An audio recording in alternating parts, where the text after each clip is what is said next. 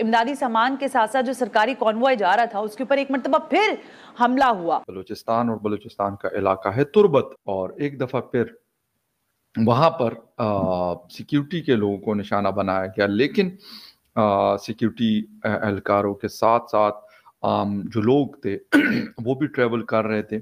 एक बस को निशाना बनाया गया है और उसमें काफ़ी सारे लोग जो है एक तो अपनी जानों से गए हैं। मेरे ख्याल में कहीं ना कहीं ये सिक्योरिटी लैप्स भी है और ये फेलियर भी है। एक दो नहीं, 50 लोग जत्थे की सूरत में उतरे हैं और उन्होंने कॉन्वॉय के ऊपर या उस पूरी सरकारी गाड़ियां जो वहां से गुजर रही थी उन पर हमला किया है। जो पारा चिनार में डेवलपमेंट्स हुई है, ये कलामिंग सिचुएशन पैदा हो गई है। अभी मैं जब देख रही थी तो इंटीरियर मिनिस्टर जो हैं वो इमल वली खान साहब से उन्होंने आज मुलाकात भी की है। यानी सूरत हाल बहुत ज्यादा खतरनाक है। खाना पीना अद्वियात ये वो, क्योंकि उसकी बहुत कमी है, वहाँ सख्त कमी है। क्राइसिस की सिचुएशन है जहाँ के 6-7 लाख लोग मुकीम हैं। पुरम में जो हमला हुआ है डीसी के ऊपर, लेकिन जो आरपीओ है वो तो ये कह रहे हैं कि ये जो हमला है इसके पीछे अनआइडेंटिफाइड लोग हैं।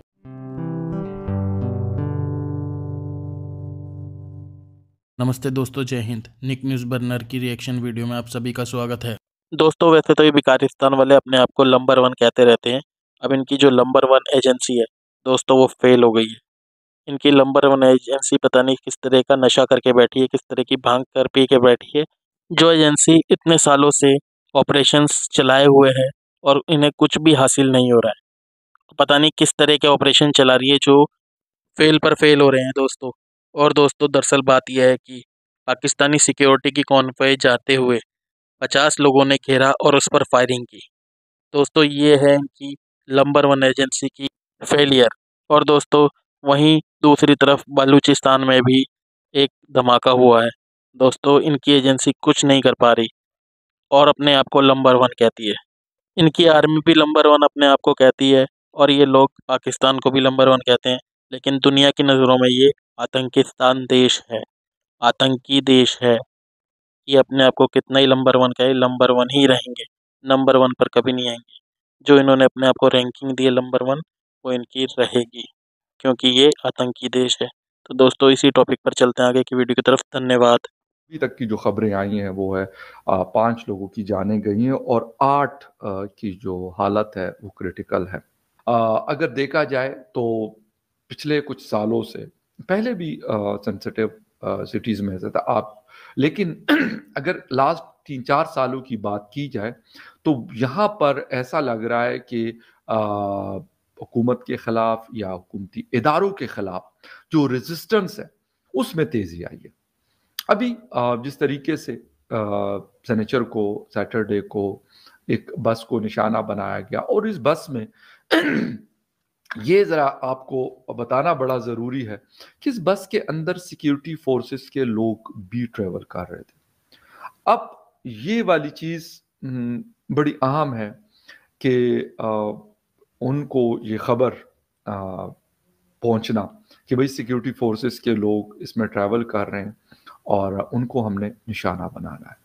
वैसे तो आम लोगों में से अगर हम बात करें तो शायद पंजाब के लोग अभी पाकिस्तान साइड के कश्मीर के राजा कैसर जो वहाँ पे काम कर रहे थे बलूचिस्तान में, वो किडनैप किए गए थे 5-6 महीने पहले और अब उनकी डेड बॉडी आई है 2-3 दिन हुए हैं कश्मीर में। खुर्रम पारा चिनार का जो मामला है उस पर हमारा फोकस रहेगा। ये एक ऐसा मामला है जिसका ताल्लुक ज़ाहिर है पाकिस्तान के बाशिंदों के साथ है, पाकिस्तान की सिक्योरिटी के साथ है, पाकिस्तान की इंटरनल स्टेबिलिटी के साथ है, जैसे कि बलूचिस्तान में और इलाकों में जहाँ जहाँ मामला गड़बड़ होते हैं। और ख़ास तौर पे अफ़गानिस्तान जो है नाज़रीन, 3 अतराफ़ जो हैं खुर्रम की वो they are bordered by Afghanistan. तो आज का जो अटैक हुआ है उसमें ये भी कहा जा रहा है कि शायद कोई अफ़गान एक कमांडर थे जिन्होंने थ्रेटन भी किया था और ये सब उनका क्या धरा है। ये हमला हुआ है बगन गांव में और बगन गांव से हाजी करीम ने अमन मुआहदे पर दस्तखत करने थे, लेकिन हाजी करीम ने अभी तक अमन मुआहदे पर दस्तखत नहीं किए थे। ये वाहिद दस्तखत है जो रह गए हुए थे, जो हाजी करीम ने नहीं किए थे। बहुत दबाव था हाजी करीम पर कि दस्तखत करें, लेकिन वो इस अमन मुआहदे से मुत्तफिक नहीं थे और उन्होंने इस पर दस्तखत नहीं किए थे। लिहाजा टेक्निकली जो बगन गांव है वो अभी तक अमन मुआहदे का हिस्सा नहीं था और बगन गांव ने अपने इस अमन मुआहदे की तौसीक नहीं की हुई थी और डीसी पर यह हमला भी बगन गांव में हुआ है। तो बगन गांव का ये मौकफ है कि हमने तो अमन मुआहदे पे दस्तखत नहीं किए थे, तो हम पर तो ये अमन मुआहदा लागू नहीं होता। अब ये सवाल है कि हाजी करीम ने क्यों नहीं दस्तखत किए। रियासत का मौकफ है कि हाजी करीम जो है उसने टीटीपी के खौफ से और वहां जो कलअदम दहशतगर्द तंजीमें हैं उनके खौफ से दस्तखत नहीं किए। लेकिन सवाल यह है कि जिन 45 लोगों ने कर दिए, क्या उनके ऊपर दहशतगर्द तंजीमों का दबाव नहीं था और सिर्फ हाजी करीम पर ही दबाव था, या हाजी करीम के कोई और इख्तलाफात थे। वो कहते हैं जी हाजी करीम जो है वो टीटीपी के साथ बहुत इन लाइन है और टीटीपी के फ्रंटमैन भी समझे जाते हैं और बगन गांव के वो लीडर भी समझे जाते हैं। और चूंकि बगन गांव इस मुआहदे को सबूताज करना चाहता था हाजी करीम, लिहाजा हाजी करीम की मदद से टीटीपी की तरफ से काजम है एक जो कमांडर, उन्होंने आज ये हमला डीसी पर किया है। खारजी हैं और टीटीपी से हैं, उन्होंने जिम्मेदारी भी कबूल की है और टीटीपी ने ये हमला किया है क्योंकि वो नहीं चाहते थे कि कुरम में अमन हो।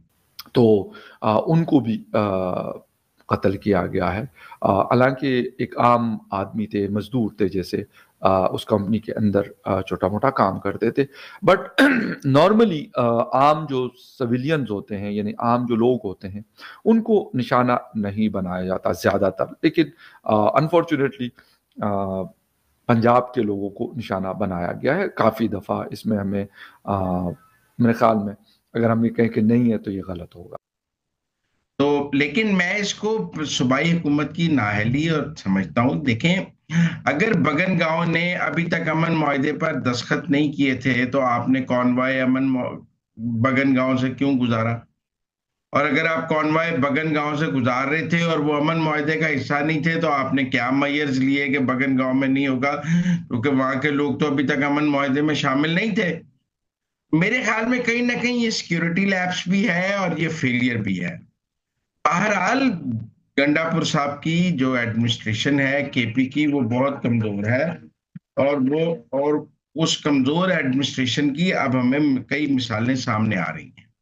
देखिए, कुरम में जो ये लॉ एंड ऑर्डर का मसला है, इसको 85 दिन हो गए।